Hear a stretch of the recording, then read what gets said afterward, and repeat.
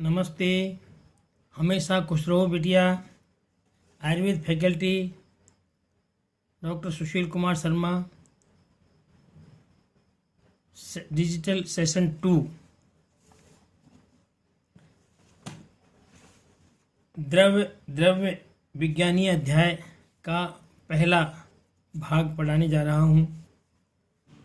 इसमें सबसे पहले तोय वर्ग यानी जल वर्ग के बारे में वर्णन किया गया है। जल के बारे में वर्णन किया गया है कि कौन सा जल किस प्रकार का होता है, कौन से जल के कैसे गुण होते हैं, शीतल, गर्म, क्वथित, गंगा जल, वर्षा जल, सब जलों के बारे में वर्णन किया गया है। उसके बारे में वर्णन किया जा रहा है, उसके बारे में बताने जा रहा हूँ।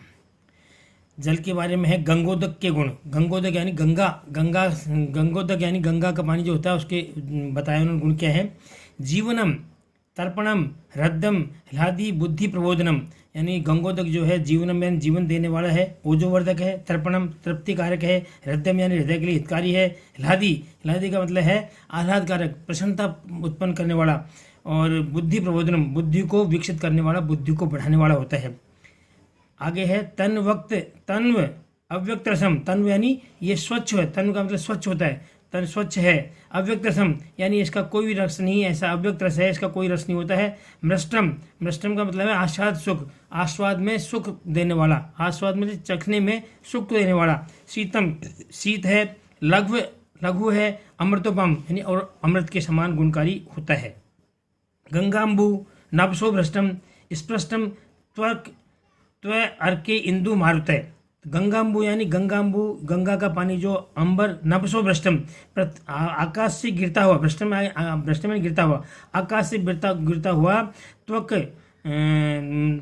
इसके इंदु यानी चंद्रमा, सूर्य और हवा, चंद्रमा, सूर्य और हवा के संपर्क में आने से ये जो है हिताहितत्वम तद भूयो देश काल अपेक्षितम। ये क्या है, उनके संपर्क में सूर्य, चंद्रमा और वायु के संपर्क में आने से यह देश काल की उपेक्षा करता है।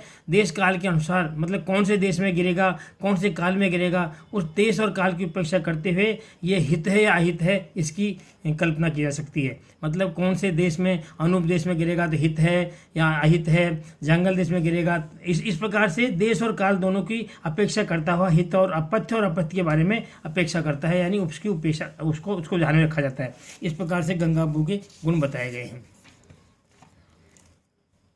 गंगोदक के लक्षण क्या है, गंगोदक कैसा होगा, गंगोदक मान लो अपन मालूम करना चाहे गंगोदक की पानी है कि नहीं है, उसके लक्षण क्या होंगे उसके बारे में बताया इन्होंने। ये ना भी भ्रष्टम ममलम शाल्यन्नम राजते स्थितम। मतलब ये मतलब जिस जल में राज से स्थितम, राज से यानी सिल्वर चांदी के पात्र में साली अन्न रखा हुआ, मतलब जिस चांदी के पात्र में चांदी के पात्र में साल्यम यानी साली धान्य अगर रखा हुआ है और वो गंगा जल में रखा हुआ है और वो ममलम यानी बिना क्लेद रहित हो, वो अच्छा रहे, स्विक्त रहित रह जाए, तो वो विवरणता अभी अक्लिनम और अविवर्णम और अक्लीन रहे, मतलब सिक्त नहीं रहे और विवरणता रहित रहे, तो वो जल को गंगा जल माना जाता है। मतलब कहने का मतलब ये है कि अगर चांदी के बर्तन में साली अन्न को गंगा जल में रखा जाता है तो अगर वो अच्छी तरह रहा है तो गंगा जल है, और खराब हो गया तो गंगा जल नहीं है। इसका ये ज्ञान किया जाता है। समुद्र जल का लक्षण क्या है, इसके अलावा समुद्र जल कैसे होते हैं उसके लिए लिखा है अन्यथा। इसके अलावा मतलब अगर ऐसा नहीं है, वो साली अन्न खराब हो गया, इसका मतलब समुद्र जल है। उसके अलावा समुद्र जल है तन्नम पातव्यम मासा अश्विन बिना। मतलब मतलब अगर उसमें खराब हो गया है तो वो पानी अन्यथा समुद्र का पानी बरस रहा है ये जानना चाहिए, और इस पानी को आश्विन मास के बिना नहीं पीना चाहिए। मतलब इस पानी को आश्विन मास में ही पीना चाहिए, आश्विन मास के बिना नहीं पीना चाहिए। गंगोदक के अभाव में पेयजल, गंगोदक नहीं मिल रहा है तो उसके अभाव में कौन सा पानी पीना चाहिए उसके बारे में लिखा है इन्होंने। ऐन्द्र अम्बु सुपात्र स्थ विपन्नम सदा पिबेत। मतलब अंतरिक्ष से गिरता हुआ जो पानी है अगर अच्छे पात्र में रखा गया है, सुपात्र में रखा गया है, अच्छी तरह रखा गया है तो उसको हमेशा पीना चाहिए। तदभावे, और उसके अभाव में क्या करना चाहिए, उसके अभाव में भूमिष्ठम अंतरिक्षम ज्ञानुकारी है, उसके अभाव में भूमि स्थित भूमि पर रहने वाले पानी को, जो कि अंतरिक्ष से गिरते हुए पानी के गुण के समान ही हो, उस पानी को उसके अभाव में पिया जा सकता है। वो कैसा हो? वो पानी किस पृथ्वी पर हो, शुचि यानी पवित्र पृथ्वी, वहाँ की पृथ्वी पवित्र हो, शुचि हो, पृथ्वी असित और श्वेत हो, मतलब काली मिट्टी हो और श्वेत मिट्टी हो। देश से अर्घ पवन है, और उसमें उस देश में अर्घ यानी सूर्य की किरणें और पवन वायु का उसमें वायु की पहुँच वहाँ पहुँच को हो। मतलब कहने का मतलब ये है कि उस जल के ऊपर सूर्य की किरणें भी गिरे और वायु का प्रभाव भी हो, मतलब बंद नहीं हो, वो पानी अच्छा होता है, उसको अपन पी सकते हैं। गंगा जल का भाव। आगे लिखा है अपेय जल। ऐसा कौन सा जल है इसको पीना नहीं चाहिए? उसके लिए लिखा है न पिबेत पंक शैवाल तृण पर्णा वीरास स्मृतम सूर्य इंदु पवन अदृष्ट अभिवृष्टम घनम गुरु। मतलब ऐसे पानी को नहीं पीना चाहिए जो कीचड़ वाला हो, यानी पंख हो, शैवाल हो, शैवाल का मतलब काई हो, तिनके हो, पत्ते हो, इनसे मलिन आच्छादित, सूर्य चंद्रमा और वायु के पहुँच से रहित हो, और जो नूतन वर्षा हो, अभी तुरंत वर्षा हो, ऐसा पानी हो। घन यानी भारी हो, मलिन हो और भारी हो, और इस तरह के पानी को नहीं पीना चाहिए। इसके अलावा फेनिल जंतु मत्रप्तम दंत ग्रह्य सत्यतम अनार्तवम च यदि आर्तवम प्रथम चयत लूता दी तंतु विणमूत्र विष संश्लेष दोषतम। मतलब ऐसे पानी को नहीं पीना चाहिए जो फेनिल यानी जिसमें झागदार हो, जंतुमुक्त यानी जो कीड़े वाला हो, भूमि दंत अग्राह्य मतलब दंतों को अग्राही हो, मतलब दंतों को अग्राही का मतलब यह है कि दांतों में वो पानी लगता हो, अधिक ठंडा हो या अधिक गर्म होगा तो दांतों में लगेगा, ऐसे पानी को भी नहीं पीना चाहिए। अनार्तम यानी ऐसा अनार्तम बोलते हैं बिना मौसम का बरसात हो रही हो, बिना मौसम की बरसात, जैसे बरसात का मौसम नहीं है, बरसात हो रही हो, ऐसे पानी को भी नहीं पीना चाहिए। और यदि आर्तम तो प्रथम, और यदि आर्तम यानी बरसात का मौसम है लेकिन प्रथम बरसात का पानी नहीं पीना चाहिए, प्रथम चयत नहीं पीना चाहिए। इसके अलावा जिसमें लूता हो यानी मकड़ी पड़ी हुई हो, जंतु तंतु हो, वीण यानी मल हो, मूत्र हो, विष हो, ऐसे जल को भी दूषित माना गया है, इसको नहीं पीना है, यानी पीने के अयोग्य है, इसको भी छोड़ देना चाहिए।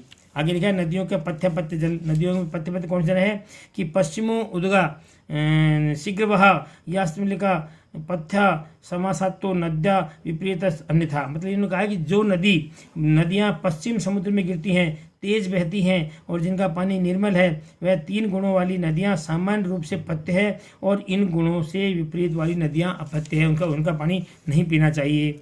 आगे लिखा है उपला स्फाल नाक्षेप विच्छेदई खेदितो दिकहा हिम वन भूता पथ्यास्ता एवं च स्थिरा क्रमी श्लीपद रथ कंठ शिरोरोगान प्रकुर्वते। मतलब इन्होंने बताया कि कौन सी नदी हिमालय से और मलयाचल के से उत्पन्न होने वाली जिन नदियों का पानी पत्थरों से टकराने से, मतलब पानी क्या है, पत्थरों से टकराने में स्वच्छ होता है। जो पानी पर्वत से आता है, जो पत्थरों से टकरा करके झाग बनते हैं, जो ठीक होता है, वो पानी बिल्कुल ठीक हो जाता है। तो उसने कहा है पत्थरों से टकराने के कारण विशोधित होकर टुकड़े टुकड़े होता है, ऐसे पानी वाली नदियाँ पथ्य कहलाती है। और इन्हीं नदियों का पानी जब स्थिर बन जाए तो उसमें जब मतलब स्थिर का मतलब बहती हुई नदियाँ नहीं हो, स्थिर रहे, तो उसमें कृमि श्लीपद हृदय रोग कंठ रोग और सिर रोग को उत्पन्न करने वाला होता है। ऐसे पानी को नहीं पीना चाहिए, स्थिर पानी को, और चलते हुए पानी को पी लेना चाहिए। प्राच्य वंत्या अंत उत्परोधा दुर्नामानी महेंद्रजा। इन्होंने बताया कि अवंती से पूर्व के और अवंती के पश्चिम के देशों में उत्पन्न होने वाली नदियों में अर्श रोग को उत्पन्न करती है। दुर्नामानी बोलते हैं अर्श को, वो अर्श रोग को उत्पन्न करती है। और महेंद्र पर्वत से उत्पन्न होने वाली नदियाँ उदर श्लीपद दांत अंकान सही विंध्योचल पुनः। मतलब इसमें क्या है, जो महेंद्र पर्वत से उत्पन्न होने वाली नदियाँ हैं वो उदर रोग को, श्लीपद ऐसे रोग को उत्पन्न करती है। और सहाद्री और विंध्याचल से उत्पन्न वाली नदियाँ कुष्ठ रोग को, पांडु रोग को और सिर रोग को उत्पन्न करती है। इसी प्रकार से बल पौरुष कारिण्यम सागरा अभी दोषकृत। आगे लिखा है पर्यात्र पर्वत से उत्पन्न नदियाँ दोषनाशक हैं, बल एवं पुरुष को देने वाली हैं, और समुद्र के जल को त्रिदोषकारक बताया है। समुद्र का जल क्या है, त्रिदोषकारक बताया है, इस प्रकार का लिखा गया है। आगे है कुपित जल।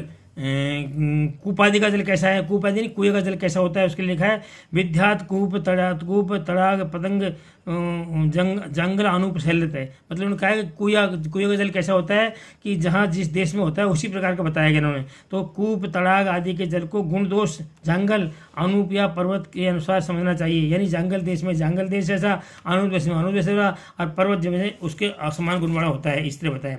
जल पीने के अयोग्य रोगी कौन से हैं उसके बारे में बताया कि ना अम्बु पेय, मतलब उन लोगों को पानी नहीं पीना चाहिए। कौन कौन को? अशक्तिया जो अशक्ति हो, स्वल्प अल्प अग्नि हो, जिनके स्वल्प और बहुत अल्प अग्नि हो, और गुल्मी रोग से पीड़ित हो, पांडु रोग से पीड़ित हो, उदर रोग से पीड़ित हो, अतिसार रोग से पीड़ित हो, अर्शो गृहिणी शोष सोथवी अर्श रोग से पीड़ित हो, गृहिणी रोग से पीड़ित हो, शोष रोग से पीड़ित हो, शोथ रोग से पीड़ित हो, ऋते शरद निदाभ्याम पिबेत स्वस्थो पीछे चार्प से। इसके अलावा शरद ऋतु और ग्रीष्म ऋतु को छोड़कर स्वस्थ मनुष्य को अन्य ऋतुओं में भी पानी थोड़ा कम ही मात्रा में पीना चाहिए, ये बताया है।